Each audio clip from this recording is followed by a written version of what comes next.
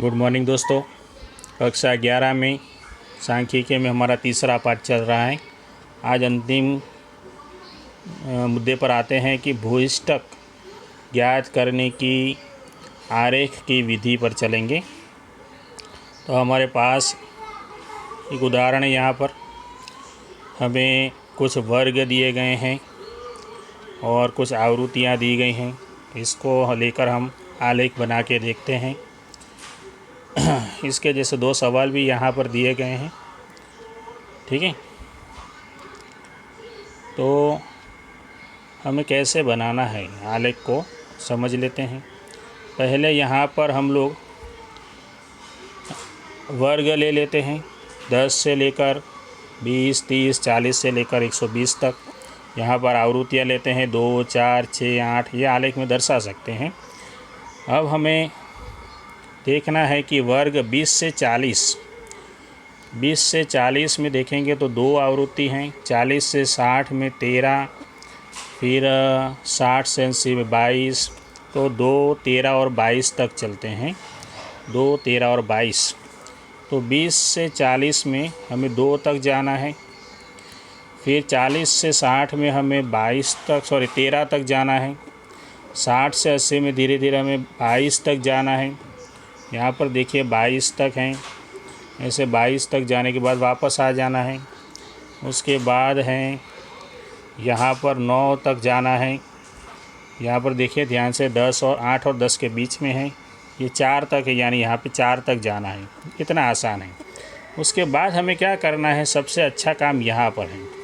ये जो सबसे बड़ा वाला स्तंभ है उसका ये कोना नीचे यहाँ पर स्केल से बना लीजिए, लाइन बना दीजिए। और यहाँ से इस कोने की ये लाइन बना दीजिए। ये क्रॉस लाइन बनने के बाद ये दोनों क्रॉस लाइन जो बनेगी, ये दो जो क्रॉस लाइन बनेगी वो जहाँ पे प्रतिच्छेदित होती हैं P बिंदु के पास जहाँ प्रतिच्छेदित होगी वहाँ से एक सीधी लाइन नीचे की तरफ खींचिए। खींचते जाइए नीचे की तरफ, तो आप लोगों को यहाँ पर आ जाएंगे। यानी 60 और 80 के बीच में 70 आता है, 70 उससे थोड़ा सा कम है। ठीक है, तो हम क्या लिख सकते हैं कि 70 से थोड़ा सा कम है, लेकिन आप लोग आलेख में देखेंगे तो आप लोगों को 68 मिल जाएगा। वहाँ पे ये लाइन जहाँ पे नीचे टच होगी वहाँ पे 68 मिल जाएगा। वो जो था उदाहरण नंबर 36 था। अब उदाहरण नंबर 37 को देखते हैं कि अब इसमें हमारे पास वर्ग जो है अनिवारक हैं, तो उसमें से निवारक बनाया गया है। निवारक बनाने के बाद ही हम ये आलेख बना सकते हैं। बिल्कुल वैसे ही करना है। नीचे आप लोगों को वर्ग लेने हैं और ऊपर आप लोगों को आवृत्तियाँ लेनी हैं। वर्ग और आवृत्तियाँ लेने के बाद वही काम फिर से करेंगे। जो सबसे बड़ा वाला ये स्तंभ होगा उसका ये कोना बाजू वाले स्तंभ के इस कोने से जोड़ देना है, और ये बी वाला कोना भी यहाँ इस तरफ इस कोने के इस कोने पर जोड़ देना है। तो जो बिंदु P मिलेगा, यहाँ पर देखिए बिंदु P है, तो वहाँ से एक सीधी लाइन नीचे की तरफ खींच लेंगे और वो जहाँ पे मिलेगी यहाँ पे, तो आप लोगों को वहाँ पे करीब 14 या 14.1 या 14.2 मिल जाएगा। इस प्रकार तीसरा भी एक उदाहरण है 38। तो उसमें भी आप लोगों को बताया गया है कि इसमें वर्ग लंबाई समान नहीं है। इसलिए इसमें हमें क्या करना पड़ेगा, सप्रमाण आवृत्ति बनानी पड़ेगी। कैसे बनाते हैं देखते हैं कि हमें क्या करना है। सप्रमाण आवृत्ति के लिए 4 जो है आवृत्ति उसे ऊपर लिखना है। उसके बाद ये जो 10 दिया गया है उसे नीचे लिखेंगे, और ये 10 सभी में लेना है, सभी में फिक्स कर देना। ये कॉमन लिया हुआ है। ठीक है, तो इसके बाद हम इसका हल निकालेंगे तो हमें 4 मिल जाएगा। फिर 13 को ऊपर लिखिए, इस 10 को नीचे लिखिए, इसका हल निकालेंगे तो 13 मिलेगा। उसी प्रकार आगे बढ़ते जाइए। ये पूरा हमें सप्रमाण आवृत्ति मिल जाता है। उसके बाद हम आलेख बनाएंगे। आलेख बनाने के बाद वही काम है, इसे जोड़ दीजिए। फिर ये लाइन को नीचे तरफ ले जाएंगे, तभी हमें इसमें भी क्या मिल सकता है, 227 हमारा आंसर मिल जाएगा। आप लोग आलेख बना के प्रैक्टिस करेंगे तो हो जाएगा, कुछ खास मुश्किल नहीं है। भू-स्टक के गुण और दोष की बात करते हैं। तो भू-स्टक समझने में और गणना में सरल है। इसे मात्र निरीक्षण से प्राप्त किया जा सकता है। उस पर यदि अति बड़े और अति छोटे अवलोकनों का प्रभाव नहीं पड़ता, क्योंकि हम लोग इसमें आलेख में भू-स्टक की विधि में आलेख में क्या करते हैं, सबसे बड़ा वाला स्तंभ ले लेते हैं। इसलिए छोटे स्तंभ यानी छोटे अवलोकनों का कोई महत्व इसमें नहीं है और वो परेशान भी नहीं करते हैं कहीं पर भी। उसके बाद इसका मूल्य आलेख द्वारा भी प्राप्त कर सकते हैं।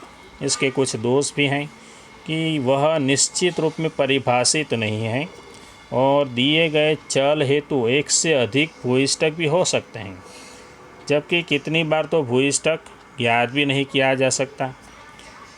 वह सभी अवलोकनों पर आधारित नहीं है।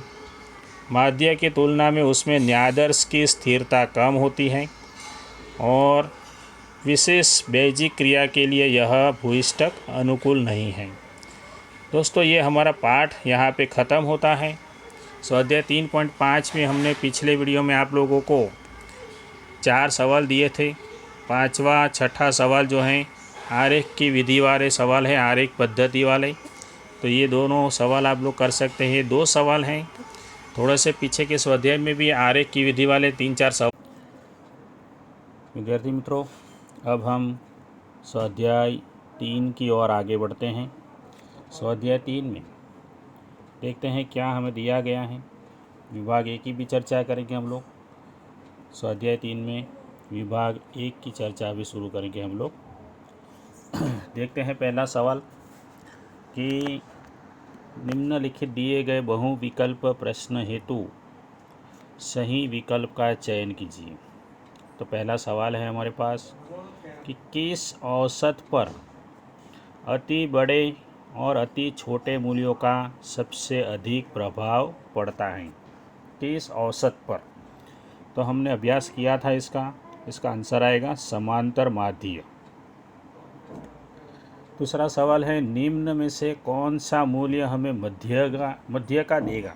निम्न में से कौन सा मूल्य मध्य का देगा? मध्य का देगा हमें P50, बिल्कुल बीच में आने वाला ये अवलोकन है, मध्य का देगा।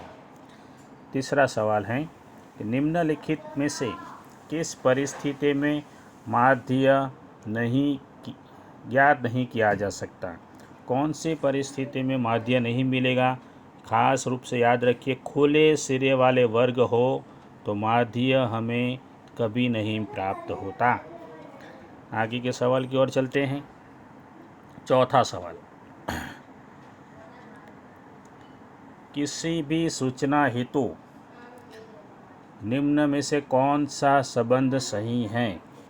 तो याद रखिए, हमेशा के लिए ये जो x बार है वह कैपिटल G से बड़ा ही होगा। 5वें सवाल की ओर चलते हैं। औसत के इर्द गिर्द समान रूप को वितरित हुई सूचना हेतु निम्न में से कौन सा परिणाम सच है? तो ये तीनों समान होते हैं। कौन सा परिणाम? तो औसत के इर्द गिर्द जब बात आती है तो ये तीनों के तीनों समान हो जाते हैं। छठा सवाल देखते हैं। इसमें थोड़ी सी गणना करनी पड़ेगी, बहुत ही आसान है। यदि 10 अवलोकनों का माध्य 15 हो तो अवलोकनों का योग कितना होगा? कितना आसान है, हमें 15 को 10 से गुणा कर देना है, आंसर मिल जाएगा 150। आगे बढ़ते हैं 7वें सवाल की तरफ।